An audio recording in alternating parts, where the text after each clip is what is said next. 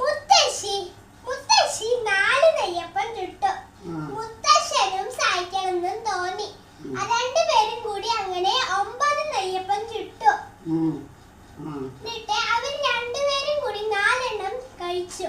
അതിൽ 1 ബാക്കിയായി. രണ്ടുപേരും കൂടി തർക്കമായി.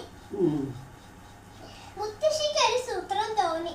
മുത്തശ്ശനോട് പറഞ്ഞു, ആരാണ് ഇതിൽ ആദ്യം മിണ്ടുന്നത് അവര് തോറ്റു, ഇതിൽ ലാസ്റ്റ് മിണ്ടുന്നവര് ജയിച്ചു. മുത്തശ്ശന് സമ്മതമായി. രണ്ടുപേരും മിണ്ടില്ല. പാൽക്കാരനും മീൻകാരനും അലറി വിളിച്ചു.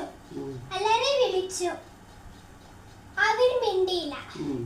പാൽക്കാരനും മീൻകാരനും തോന്നി അവിടെ എന്തോ അപകടമുണ്ടെന്ന്. ആദ്യം മുത്തശ്ശിനെ ജീപ്പിൽ കയറ്റി.